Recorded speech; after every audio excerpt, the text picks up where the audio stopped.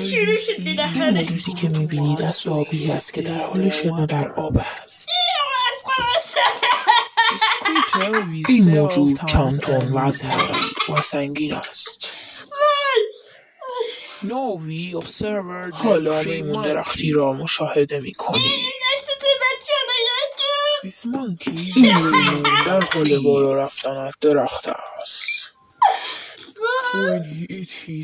وقتی موز خود را خورد به خواب میرود.